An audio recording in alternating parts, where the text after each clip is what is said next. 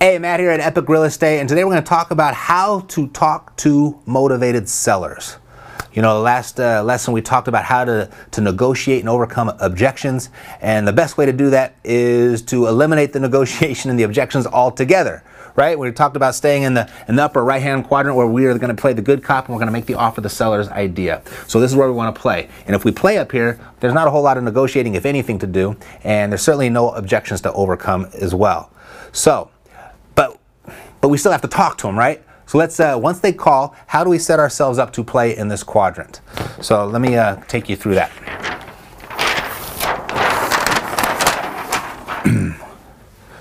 So pretty simple here. So first of all, ring, ring, ring, they're calling you, okay? So one, you want to set the stage, okay? And how to talk to motivated sellers, you got to set the stage, meaning you're the boss. This is what's going to happen. And most people call and say, hey, I got this yellow letter. You know, how much are you going to give me my house? Okay, I understand. You got the yellow letter. I'm glad you got it. And most people, when they call us, they have, you know, a couple questions. Typically, it's how much am I going to get for this property? Or how much am I going to get for my home? And how does this all work? Do you have those same types of questions? And if they say yes, then it's like, okay, well, great. I just got some questions that I need to ask you. Do you have a few minutes to go over those right now? So you've set the stage. Because if you don't set the stage, they're gonna start just firing questions at you, and you're gonna be on total defense the entire time. All right, so you got to set the stage. You got to take control. So second is, they just gave you permission, right? They just gave you permission to ask for. To ask them some questions. So great, can I get your name and number? It's a great time to get your name and number. And what's the best number to contact you at? Great. And then what's the best email address for me to send you my contact information? So that way you can get the name, you can get the phone number, and you can get the email address, okay? And so sometimes they'll give it to you, sometimes they won't. You just say, okay, that's all right, and just move on. Well, great, then I'm just gonna ask you some questions about the property, okay? And we don't want to go into questions like how many bedrooms, how many bathrooms, what's the square footage. You can find all that on your own. You don't want to waste your time with that, and you don't want to waste their time. But you can start asking questions, and this is what we call the 9-point seller interview, by the way. I probably should have said that before we started numbering these things. But the 9-point seller interview, so it is an interview. You're interviewing them. You're seeing if you can help them, okay? Because you're the problem solver, they got the problem. Let's go ahead and take the diagnosis before we can actually extend any sort of prescription. So you're interviewing them. So can you tell me what type of condition the property is in? Because you want to know what type of what they think the condition is in.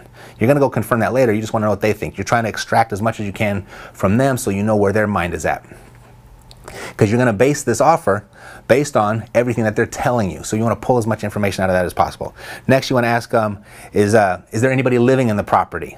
Like, are they living in the property? Do they have a tenant in there? Or is it vacant? Has it been vacant for a long time? You want to know if anyone's living in the property, and what do you think it would rent for? Okay? So you want to do that. Next is the motive, right? So you want to know why they're selling. And this is key. When you don't want to start here, you want to come right down here. Why are they selling? So because the foundation of every real deal is going to lie within the seller's motivation to sell. So the question could be, great, it sounds like a property I might be interested in. Can I ask why you would want to be selling a property like this? Okay, so you let them know, I might be interested in this. They're hoping you're going to be able to buy this, right? They want you to buy it. But if you put yourself in a position where like, hey, I can't buy them all, right? I don't even know if I can solve your problem yet. So that's going to make them or have them extend a little bit more. It's going to open the lines of communication more. So, gosh, this sounds like a property we might be interested in. Can you tell me why you are selling it? Great. Can you tell me how long you've been thinking about selling it? And so then you understand how long they have it. What you're doing is you're extracting the motivation, because they're not always going to give you that answer. In fact, very rarely are they going to give you the answer of why they're selling on your very first time that you're asking. So you're going to ask repeatedly. And then the last question, and this is a question a lot of people have a difficult time asking, but you got to ask this question.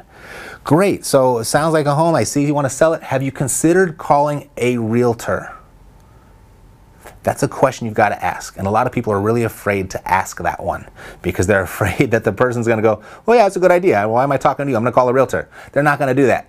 But if they did do that, would you rather know that now or later on once you got to their property to go ahead and inspect the property? No, you want to know that now, okay? So here's the motive. Encumbrances.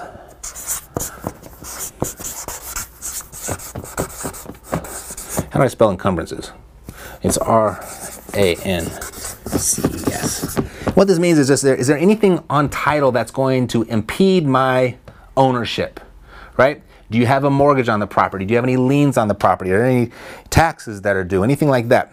So I just ask, hey, is there any mortgage or lien or any tax liabilities or anything like that I'm gonna have to pay at close? You hear that? That I'm gonna have to pay at close. You're offering to pay that. You're the problem solver, right?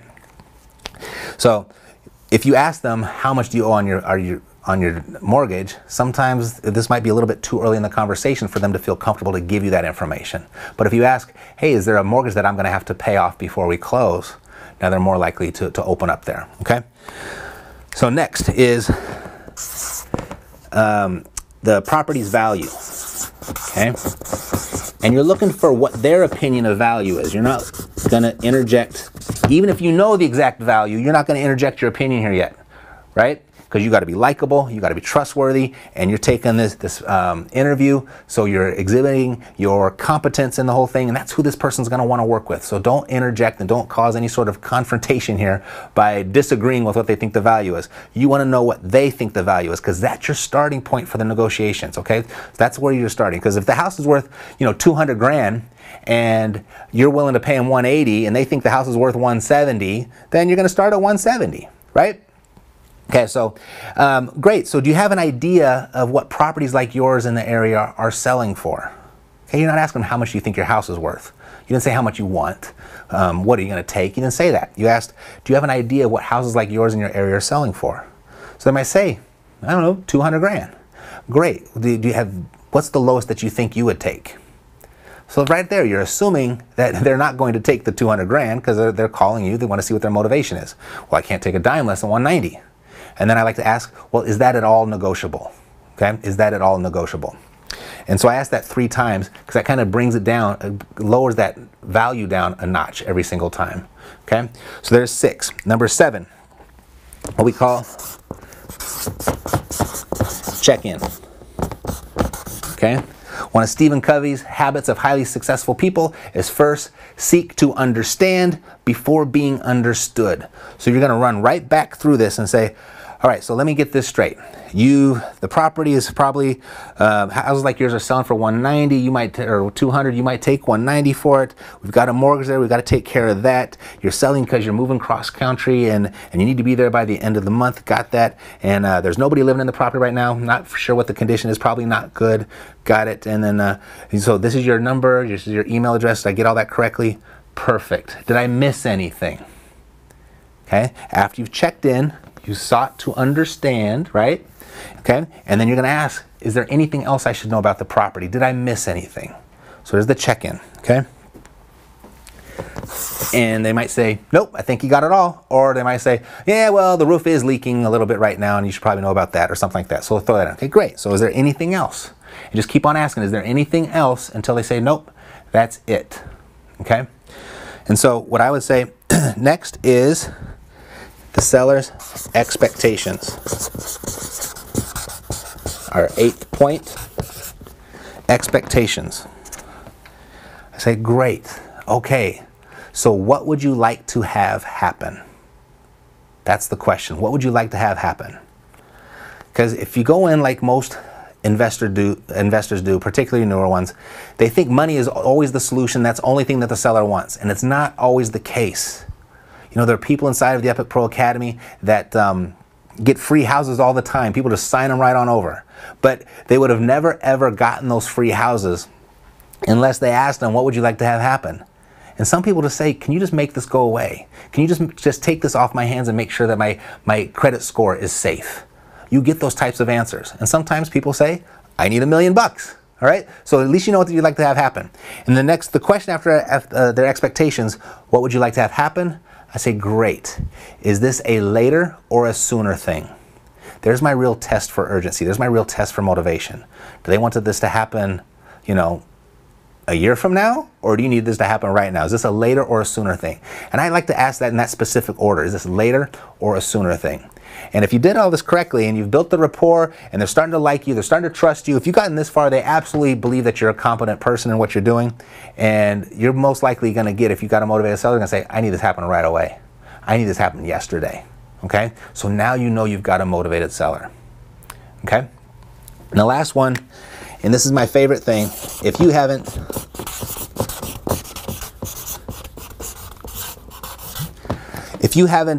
built your rapport, you're not likable, you're not trustworthy, and they don't believe you're competent at this point, what we have is the transition agreement, which cures everything. It solves everything. And the transition agreement, you might have heard of this, is called an upfront contract. Some sales training teaches it as an upfront contract.